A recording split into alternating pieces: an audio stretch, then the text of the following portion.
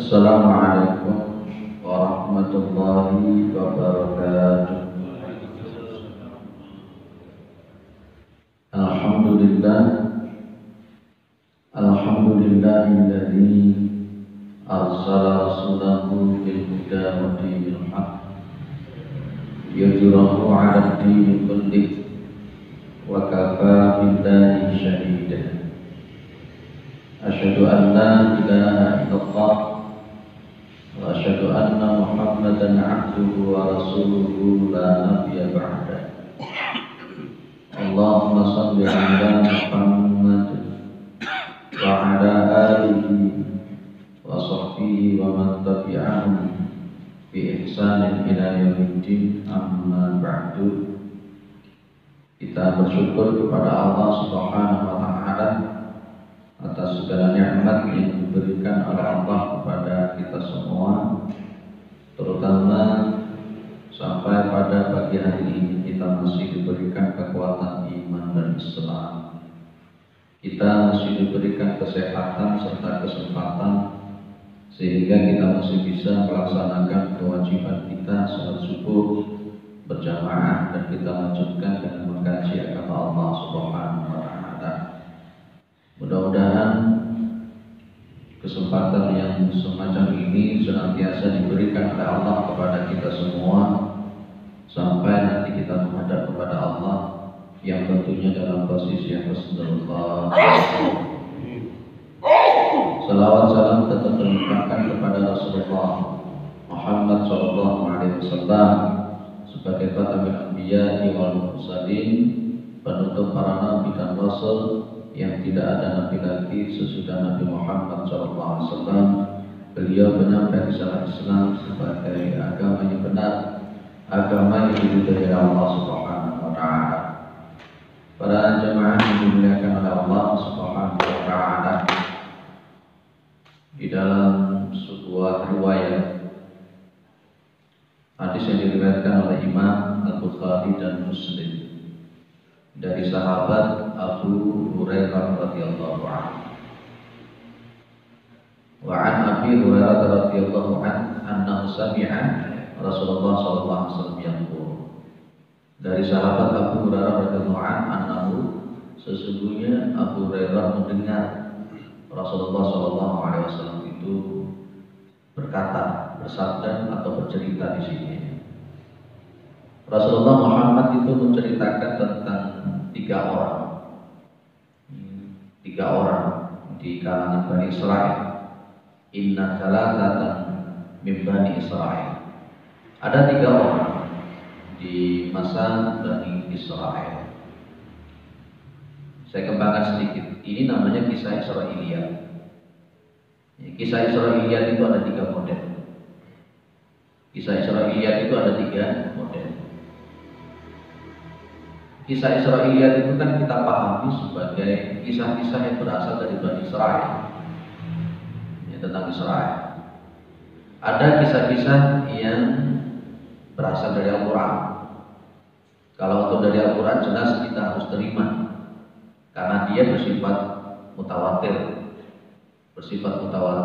Dia adalah qat'iyun nuzul ataupun qat'iyud dilalah. Yang kedua, kisah-kisah Israiliyat yang berasal dari sunnah Rasulullah SAW. Kalau berkenaan dengan masalah sunnah Rasulullah SAW seperti ini, kita lihat sanadnya sahih atau tidak. Kalau sanadnya sahih, maka berarti kisah Israiliyat itu benar. Dan kemudian yang ketiga adalah kisah Israiliyat yang bersumber dari mereka sendiri. Para pendeta-pendeta mereka sendiri, ulama-ulama mereka sendiri. Maka kalau model yang nomor tiga itu kata Nabi, la tusaddiquhu wa la tukadzibuhu. Jangan dibenarkan dan juga jangan didustakan. Itu model yang ketiga. Nah, yang kita bahas pagi hari ini adalah kisah Israiliyat yang bersumber dari sunnah. Yang bersumber dari sunnah Rasulullah SAW, dan kisah ini adalah kisah yang sahih diriwayatkan oleh Imam Al-Bukhari dan Muslim. Ya, itu pengembangannya. Nah, Rasulullah Muhammad SAW bercerita, dulu di kalangan Bani Israel itu ada 3 orang. Ada 3 orang yang diuji oleh Allah Subhanahu wa taala. 3 orang ini diuji oleh Allah dengan cara Allah itu mengirimkan malaikat yang berbentuk manusia. Yang berbentuk manusia. Ada di situ disebut oleh Rasulullah Abras wa Aqra wa A'ma. Yang satunya itu orang yang botak, dalam bahasa kita rambutnya itu tidak bisa tumbuh. Yang kedua, Abras itu belang ya, Abras itu belang, wa Aqra itu botak, dan wa A'ma itu buta. Ada 3 orang.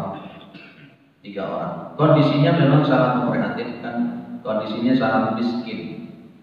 Nah, Allah Subhanahu wa taala fa'aradallahu ayyabtaliyahum fa ba'atha ilaihim malakan. Maka Allah itu ingin menguji 3 orang ini. Yang belang, yang botak ataupun yang buta. Dikirim malaikat.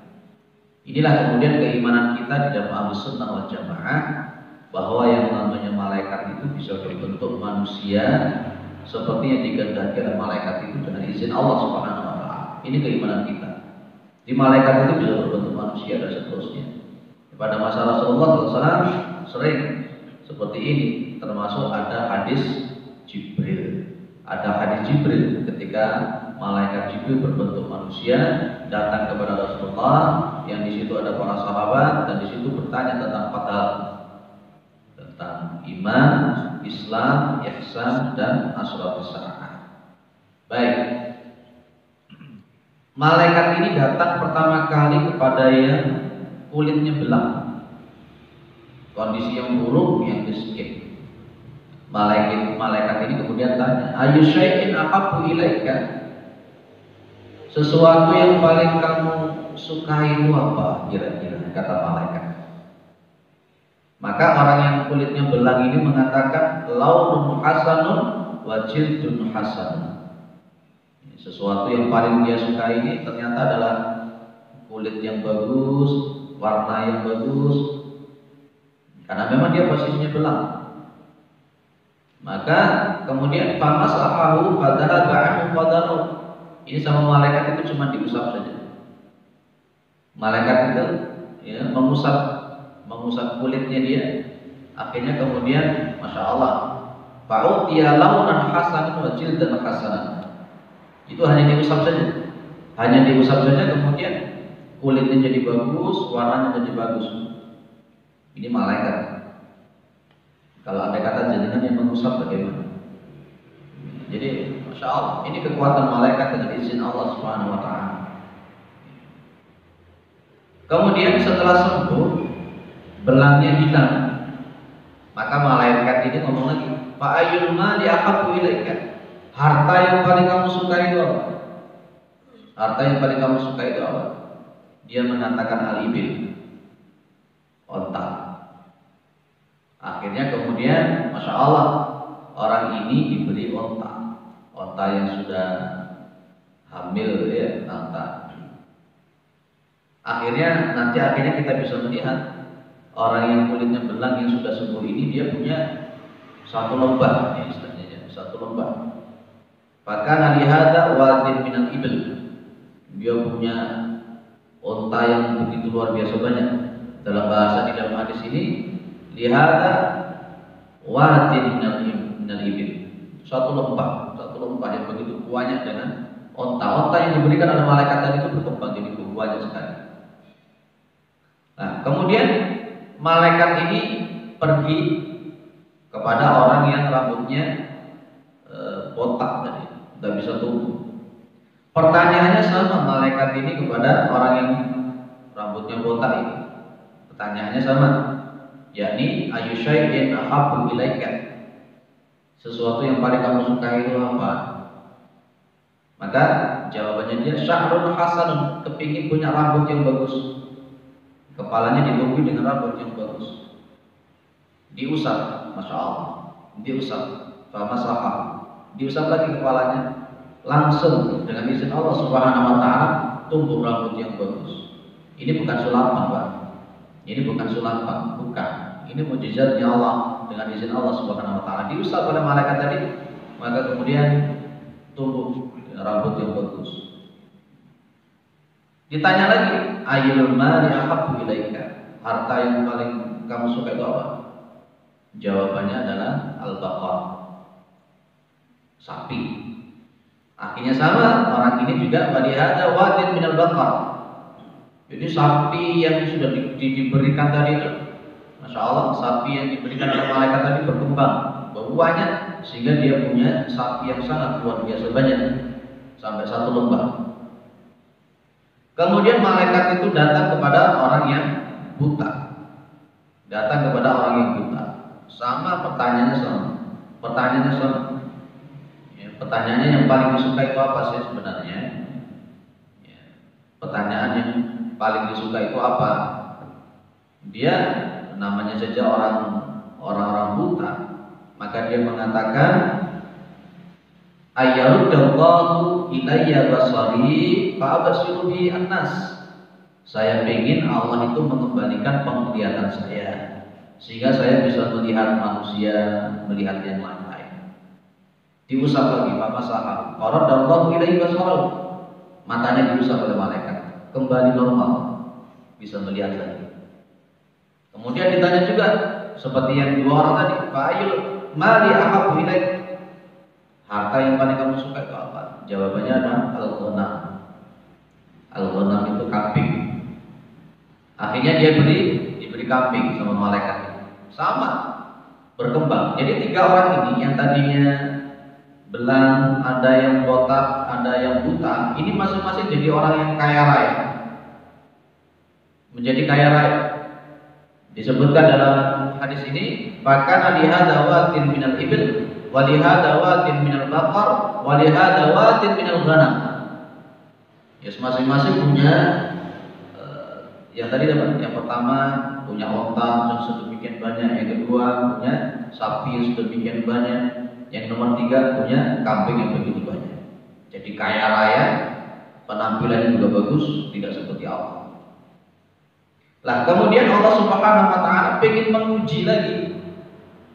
Pengen menguji kembali 3 orang ini. Setelah mereka kaya raya itu, Allah mengirimkan malaikat yang tadi itu. Ya, mengirimkan malaikat yang tadi itu dan bentuknya persis seperti keadaan 3 orang yang belum kaya raya tadi. Dia datang kepada yang pertama, yang abras tadi, yang belang tadi. Malaikat ini berbentuk seperti orang yang pertama. Tsumma innahu ata al-abrasa fi suratihi wa hayatihi. Malaikat menguji datang dalam bentuk yang jelek, kulitnya belang-belang, miskin dan seterusnya. Dia datang kepada orang yang tadinya belang yang sudah kaya raya.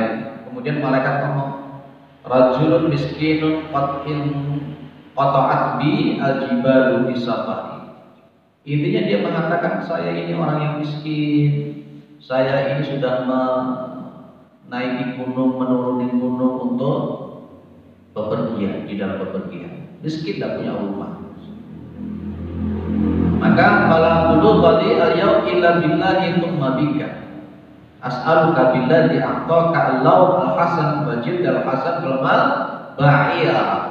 Nah, orang ini datang kepada orang yang abros yang punya onta yang sudah banyak itu, minta apa? Minta onta. Minta onta supaya ataballahu bihi bisafari. Dengan onta itu dia bisa bepergian dan seterusnya. Tapi jawabannya si belang yang sudah sembuh, yang diberikan rezeki oleh Allah berupa onta sedemikian banyak, dia hanya ngomong al-huquq al-kathiratun. Al-huquq kathiratun. Itu berarti yang perlu disampaikan itu banyak, yang perlu kita kan dalam bahasa kita itu, pengeluaran saya ini banyak sekali. Pengeluaran saya ini banyak sekali. Maka kemudian malaikat ini memberikan ujian, alasan. Ka'anni a'rifuka alam takun abras yaqduruka an-nasu baqiran fa'ataka Allahu 'azza wa jalla al-maut. Malaikat ngomong, saya sepertinya pernah kenal sama sampean. Bukankah sampean dulu itu kan orang yang belang, orang yang jelek, orang yang miskin, oleh Allah kemudian diberikan kekayaan semacam ini ya. Nah orang yang belang ini ngomong, innama warithu hadzal mal kabiran an kabirin. Artinya saya ini punya harta sedemikian ini karena saya dapat warisan turun temurun. Dapat warisan turun temurun. Ini alasannya orang belang tadi. Padahal sebenarnya dia ini tadi kan diuji oleh malaikat, diusap, disebutkan oleh malaikat, diberikan utang, bukan turun temurun harta. Maka kemudian malaikat tadi ngomong, ikut takadziban fasoyara kallahu ila ma kunta. Kalau kamu itu bohong, kamu nanti akan kembali seperti semula. Ini namanya malaikat.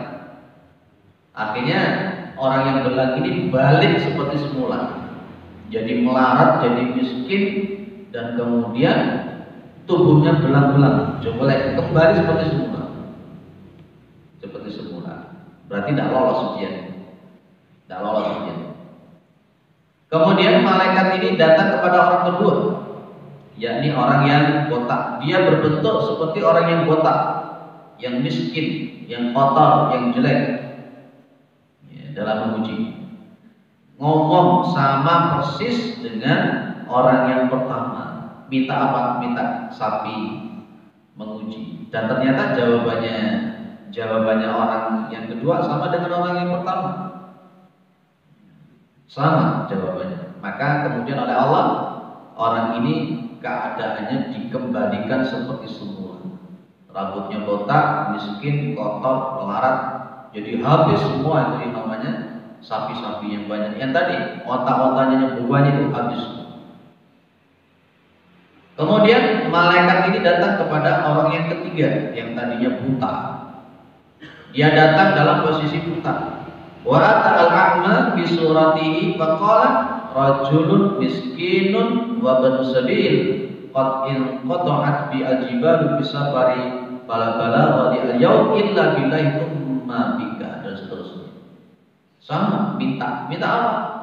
Minta kambing, minta sedekah. Nah, ini jawaban orang yang ketiga ini sangat luar biasa. Ini mudah-mudahan juga kita bisa niru seperti ini. Kita bisa niru ke orang yang ketiga ini. Dia ngomong begini, qad kuntu a'ma, saya dulu itu buta. Saya dulu itu buta, miskin, melarat, jelek. Faradallahu ilayya basari, maka Allah Subhanahu wa taala mengembalikan mata saya. Fakhud masyita, silakan kamu ambil sesukamu. Ya, itu kan. Fakhud masyita. Jadi dia sadar bahwa dulu dia itu punya kemiskinan, punya mata yang buta, dipandang rendah oleh orang, dan kemudian oleh Allah diberikan rezeki melalui seorang manusia yang ternyata adalah malaikat. Dia nyadar. Tidak seperti dua orang yang sebelumnya yang tidak sadar. Mereka mengatakan bahwa dia dapat harta itu karena turun-temurun. Dia ngomong kemudian, fakhud masyita, silahkan ambil yang kamu suka, silahkan saja. Wadah masyita, tinggalkan apa yang kamu tidak suka, yang tidak kamu suka. Wallahi la ajhaduka al-yawm bi syai'in aqadtahu lillah. Saya tidak akan pernah, demi Allah saya tidak akan menghalang-halangi engkau untuk mengambil daripada ini. Silakan diambil, terserah kamu ambil. Ini luar biasa.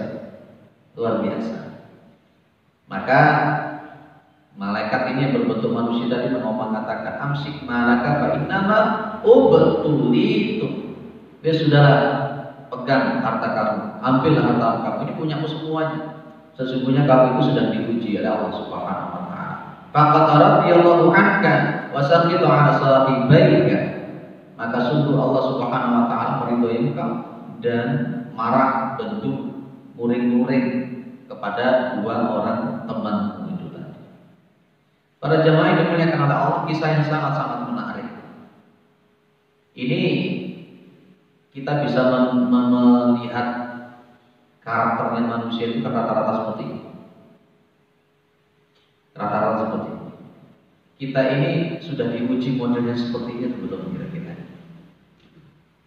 Ya, kita ini sudah pernah diuji oleh Allah seperti model begini.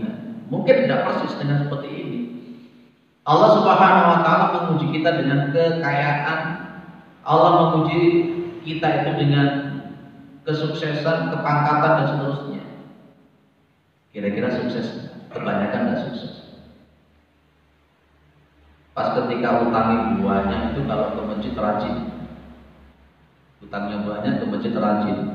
Iktikaf begitu, sholat jauh begitu utangnya tidak ada belas, sukses masjidnya jadi dilupakan. Ini adalah kisahnya di Bani Israel begitu. Masya Allah.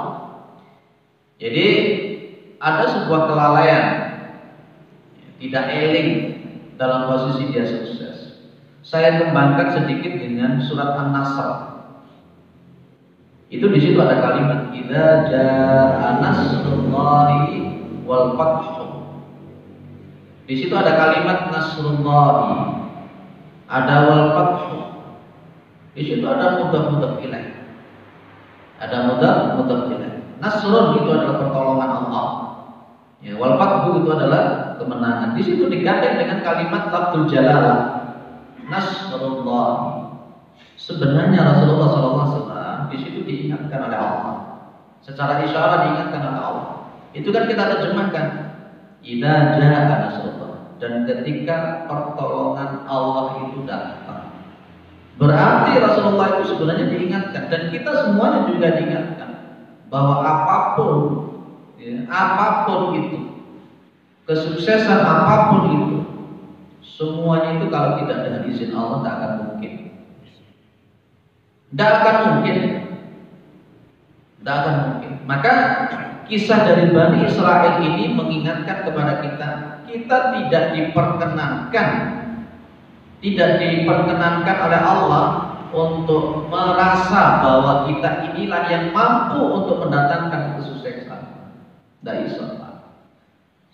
Jangan kembangkan kembali dengan kisahnya Qarun. Qarun itu kan kaya raya, begitu luar biasa kan Qarun ini. Kaya betul Qarun ini.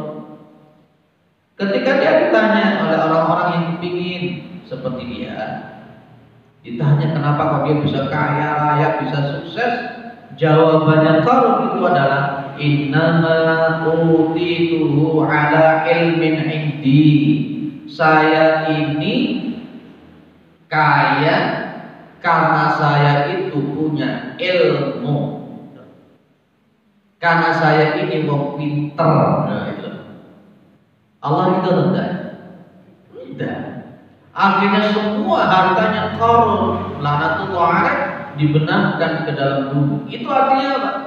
Ini Qarun ini mengingkari tentang Al-Mun'im Ar-Razzaq. Kalau dalam bahasa tauhid itu rububiyah Allah Subhanahu wa taala. Allah dari itu. Jadi sebenarnya kesuksesan itu bukan karena kita pintar, bukan karena kita punya ilmu, bukan karena masalah warisan dan seterusnya, tapi semuanya itu adalah idza jaa nasrullah. Karena pertolongan Allah Subhanahu wa taala. Secara tauhid saya tanya dengan ini berkenaan dengan masalah ini ya. Sebab itu bisakah secara mutlak menghasilkan akibat? Ini tauhid. Sering orang mengatakan tanpa sadar, gara-gara kerja awan bagian tidak sugih. Masya Allah. Gara-gara saya bekerja, gara-gara saya sampai sarjana, saya bisa mencari uang lebih mudah. Secara tauhid tak betul model begitu. Tidak benar. Buktinya Qarun itu mengatakan saya kaya karena saya pintar. Dihancurkan oleh Allah Subhanahu wa taala. Ini kisah Bani Israel, 3 orang ini dikasih oleh Allah rezeki kesuksesan seperti itu, dia hanya mengatakan saya dapat warisan. Dihancurkan oleh Allah Subhanahu wa taala. Jangan-jangan kalau kita ini sukses, kita ini pintar dan seterusnya, kita ingkar dengan seperti itu. Karena saya pintar, karena saya belajar, karena saya begini, dihancurkan, diambil alih oleh Allah Subhanahu wa taala. Tidak bisa. Kemenangan terbesar itu Rasulullah pas ketika menaklukkan yang namanya Fathu Makkah. Akhirnya waraitan nasa yadkhulu, gitu kan? Kamu melihat orang-orang itu masuk dalam Islam berbondong-bondong, itu kesuksesan yang begitu luar biasa. Tetap Kanjeng Nabi diperintahkan di situ untuk mengatakan apa? Fasabbih bihamdi rabbika wastaghfir. Pertanyaan saya kan begini ya. Kenapa sih Rasulullah yang begitu sukses, diberikan kemenangan yang sukses, kok malah disuruh istighfar? Ayat yang terakhir coba jadi lihat. Fasabbih bihamdi rabbika wastaghfir. Lo sukses kok malah disuruh istighfar itu kenapa? Ada jenengan dapat sesuatu yang menguntungkan, rata-rata bilangnya alhamdulillah. Pernahkah jenengan mendapatkan sesuatu keuntungan, kesuksesan, justru jenengan memperbanyak istighfar? Kenapa sih Rasulullah malah disuruh istighfar? Jenengan bisa nyaur utang lunas itu istighfar atau alhamdulillah? Kalau mengikuti Al-Quran ini kan tiga-tiganya. Yang kemudian berkenaan dengan riwayat Muslim itu, sejak turunnya surat An-Nasr, beliau itu kalau rukuk, kalau sujud, bacaannya sudah berganti menjadi Subhanakallahumma rabbana wa bihamdika Allahumma. Itu yang dibaca Rasulullah sampai wafat setelah turunnya An-Nasr. Sudah tidak memakai yang Subhana rabbiyal a'la. Qarun dihancurkan, Firaun dihancurkan. Ya, cobalah kita kemudian memakai filosofinya Nabiullah Sulaiman alaihissalam. Nabi Sulaiman itu kaya raya, raja di raja, masya Allah. Dia hanya mengatakan, "Hada min fadli Rabbi liyabluwani aashkuru am akfur." Benar ya? Apa artinya? Ini loh rezekinya Gusti Allah, ini fadilahnya Gusti Allah. Gusti Allah itu ingin menguji aku, apakah aku termasuk orang yang bersyukur atau orang berkufur. Bedakan karakternya Qarun dengan Nabi Sulaiman. Termasuk jenengan ini maksudnya Sulaiman ataukah Qarun? Kita seringkali lupa dengan model begini. Satu-satunya zat yang memberikan rezeki, yang memberikan kesuksesan, itu hanya Allah Subhanahu wa ta'ala. Wa ma min dabbatin illa 'ala Allahi rizquha. Maka tadi sudah saya katakan, sebab sama akibat itu, ya, mohon maaf kalau saya memahami begini. Sebab dan akibat itu sebenarnya tidak ada hubungannya sama sekali. Saya yakin itu. Saya yakin. Dan sebab tidak bisa mutlak menghasilkan akibat. Cuman di dalam bahasa manusia itu kelihatannya yang sebab sama akibatnya digandeng oleh Allah Subhanahu wa ta'ala begini, seolah-olah ini ada keterkaitan. Allah menciptakan sebab. Kalau dalam bahasa kita, silakan Anda berusaha, silakan Anda melakukan sebab, tapi yang menentukan hasil itu bukan sebab, tapi Allah Subhanahu wa ta'ala. Buktinya gimana? Api itu biasanya kan sifat karakternya membakar. Tapi Allah berkehendak lain. Nabiullah Sulaiman itu dibakar tidak mati, tidak terbakar. Nabi Ibrahim dibakar tidak mati. Ya narukuni barda wa salaman ala Ibrahim. Jangan coba-coba jangan baca ini kemudian nyemplung ke api. Ya. Tombol. Itu. Ada orang yang kerja siang malam terus pokoknya istirahat dari sikit dari sirik. Dia tidak suki-suki ya wakai. Itu artinya apa Bapak? Dalam konteks secara tauhid sebab ini maaf. Ini yang namanya Qarun yang mengatakan saya pintar, saya jadi kaya, dihancurkan oleh Allah. Karena memang bukan kepintaran itu yang mendatangkan rezeki. Kita ini kadang-kadang lupa dengan masalah semacam ini. Secara tauhid itu adalah Allah Subhanahu wa ta'ala satu-satunya yang menghasilkan. Loh Pak, kalau begitu kita kerja bagaimana? Kerja, usaha itu cuma perintah. Kita usaha, kita berusaha itu cuma melakukan perintah. Ayat yang bunyinya begini, innallaha la yughayyiru ma biqaumin hatta yughayyiru ma bi anfusihim wa in aradallahu biqaumin su'an fala maraddah. Itu ada kan kalimatnya. Secara bahasa Indonesia dengan biasanya mengartikan sesungguhnya Allah tidak akan merubah suatu kaum sebelum kaum itu merubah diri. Itu yang merubah Allah atau manusia sebenarnya. Di depan sudah kelihatan innallaha la yughayyiru. Gusti Allah itu tidak akan merubah suatu keadaan kaum sebelum kaum itu mau merubah. Artinya kemudian Gusti Allah itu melihat proses seseorang itu. Wong iki kira-kira gelem ndak usah, tenanan ndak. Kadang-kadang jenengan pengen menguji seseorang.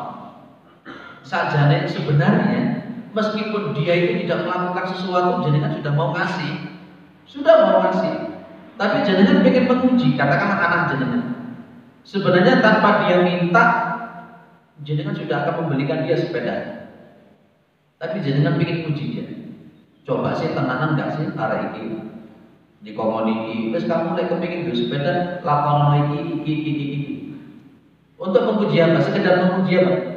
Menguji keseriusan dia untuk mendapatkan sepeda.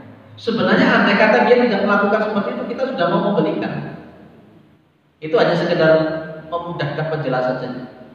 Bisa Allah Subhanahu wa taala itu memberikan rezeki kepada kita tanpa kita kerja, itu bisa.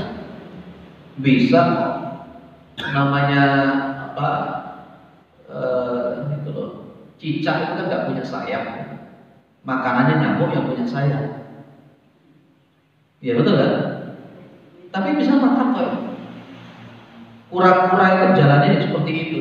Makanannya kayak banyak. Kata Allah, "I'malu fasayarallahu 'amalakum." Itu. Beramal. Jadi Gusti Allah yang memberikan ujian kepada kita. Maka innallaha la yughayyiru ma biqaumin hatta yughayyiru ma bi anfusihim. Nanti kita jadi terpeleset, Pak. Kadang-kadang kita memahami ayat yang barusan saya baca itu kadang-kadang terpeleset. Nanti akan memahami begini, loh kan Allah tidak akan berubah kalau kita tidak berusaha. Seolah-olah kemudian kehendaknya Gusti Allah itu manut sama kehendaknya manusia. Wah, itu sudah tidak boleh, itu sudah. Oh, Allah itu qiyamun bi nafsihi, betul kan? Allah itu berdiri sendiri. Loh Pak, seolah-olah Allah itu kehendaknya diatur oleh kehendaknya manusia. Buktinya Allah tidak berubah kalau manusia tidak berubah. Bukan begitu maknanya. Keliru kalau memanakan begitu. Sekali lagi, kehendaknya Allah tidak bisa disetir oleh kehendaknya manusia. Allah itu akan mau merubah kalau orang itu serius berusaha. Tapi bukan berarti kemudian iradanya Allah manut dengan iradanya manusia. Gitu loh Pak maksudnya. Gusti Allah pengen jenengan itu serius tidak usaha. Dan kalau jenengan sudah mau melakukan usaha, ingat sekali lagi, bukan usaha itu yang mendatangkan rezeki. Ada warung yang di pinggir jalan, sama yang satunya lagi warung itu nyelempet di gang kecil. Mana yang lebih laris? Kalau dikatakan kalau jenengan memastikannya di pinggir jalan, otomatis tidak sesuai dengan tauhid. Kalau memakai logika, makanya memang kita seringkali pakai logika kadang-kadang. Kita di dunia ini seringkali pakai logika, yang kadang-kadang logika itu dalam timbangan tauhid seringkali tidak nyampe. Banyak orang-orang itu yang warungnya itu nyelempet itu, masya Allah malah dicari orang. Justru yang strategis di pinggir jalan malah tidak laku. Loh itu loh. Ya, jadi makanya konteksnya Allahus Somad. Allah itu tempat bergantung. Rezeki itu sudah ada yang atur. Sekali lagi usaha jenengan itu hanya sekedar perintah, ujian dari Allah Subhanahu wa taala. Baik. Lah inilah kemudian isyarat an-nas daripada kisahnya Qarun ataupun Bani Israil itu menunjukkan secara tauhid semuanya datang dari Allah Subhanahu wa taala. Rububiyah. Kita bergantungnya hanya kepada Allah, bertawakalnya hanya kepada Allah. Sementara usaha itu hanya melakukan perintah. Maka silakan untuk kerja cerdas, kerja ikhlas, kerja keras. Silakan itu dilakukan tiga-tiganya. Tapi hasilnya adalah Allah Subhanahu wa taala. Ya, kerja yang cerdas, kerja yang keras, kerja yang ikhlas. Tiga itu saja yang kita lakukan. Perkara nanti hasilnya kayak apa itu urusannya Gusti Allah. Ada orang yang sudah berani memastikan, sudah dikalkulasi, dihitung-hitung, itu pasti clear, good. Kata siapa? Meleset total. mencalonkan diri sebagai DPR karena dia mantan jenderal dan dia pengusaha, mengandalkan namanya, saya sudah terkenal kok, bahkan saya sudah jenderal begitu, saya pasti gol jadi DPR. Enggak, habis jet lag, stres. Tidak bisa kita mengandalkan makhluk, itu tidak bisa.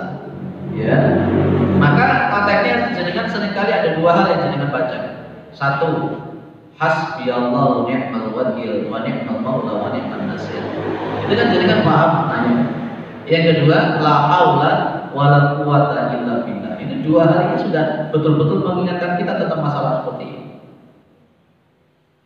Berarti di antara yang bisa kita pahami, ojo kemeliti, ojo semeletak, ojo sok-sokan berkenaan dengan kemampuan kita. Jangan mengandalkan kemampuan, apalagi logika kita semuanya. Pertanyaan saya begini, ini agak menarik juga. Ada pohon mangga, di bawah ada 4 orang.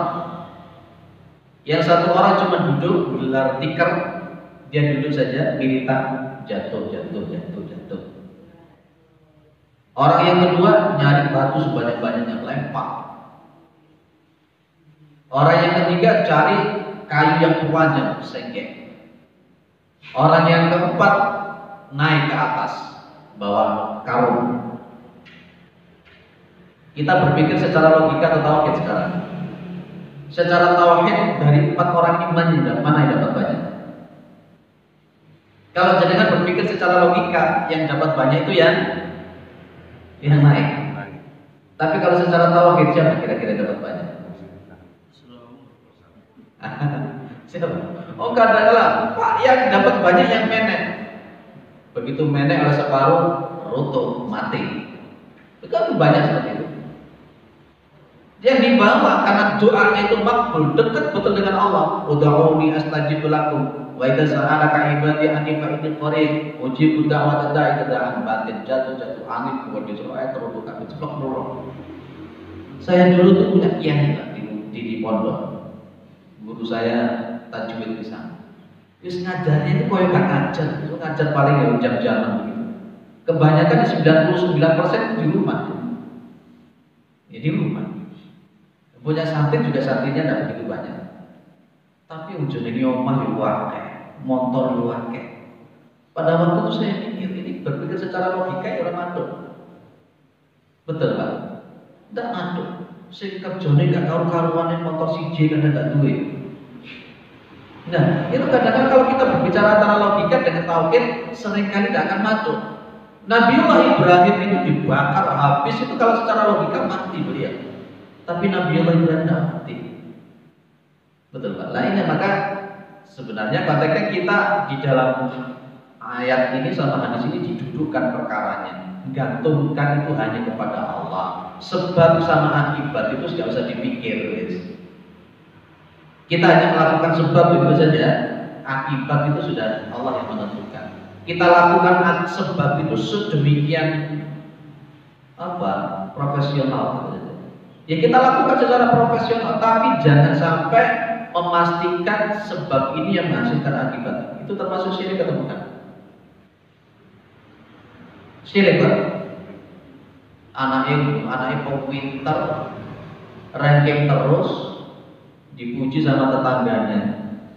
Oh anak sama ini pintar Pak, ranking terus. Ibunya nyeletuk, siapa dulu ibunya, siapa dulu bapaknya. Aku tak sinaoni awan bengi kok, makanya dari ranking. Secara tidak sadar ya, secara tauhid. Secara tidak sadar. Karena yang dipakai adalah logika, bukan tauhid. Bagi orang yang beriman pasti akan mengatakan dengan izin Allah dia belajar. Loh itu loh, ada bi'inillah itu loh yang penting. Makanya pas ketika Rasulullah itu didatangi oleh orang-orang Yahudi, orang-orang Nasara ketika ingin orang Yahudi ngomong, besok datang, besok jawabannya. Besok datang. Ternyata ketika Yahudi Nasara datang ke situ, jawaban belum datang. Belum datang. Nabi mengatakan lagi, besok lagi kamu datang ke sini. Besok. Ternyata dia datang juga. Begitu wahyu turun langsung mengatakan Allah, wala taqulanna li syai'in inni fa'ilun dzalika ghadan illa ayyasha Allah. Jangan sekali-kali kamu mengatakan saya pasti. Nah, mengatakan pasti saya akan mengatakan begini, melakukan ini, kecuali kamu mengatakan apa? Insya Allah. Nah itu segala sesuatu itu kalau tidak dari izin Allah tidak sampai ke Islam. Makanya tadi ojo kemlidi, ojo semeletak, ojo dumeng, ya ojo sok-sokan. Sudah, itulah orang Islam di sini. Itulah orang bertauhid semacam itu. Jangan mengandalkan kepangkatan kita, jangan mengandalkan kepandaian kita, jangan mengandalkan kesuksesan kita. Kalau Allah itu mencabut itu cepat. Boleh tidak saya mengatakan begini? Kita dalam hidup itu memakai rumusnya tukang parkir. Boleh tidak? Saya tidak bermaksud untuk menjustifikasi teman-teman kita tukang parkir. Kita belajar dari sisi filosofinya tukang parkir. Teman-teman kita tukang parkir. Assalamualaikum warahmatullahi wabarakatuh. Waalaikumsalam.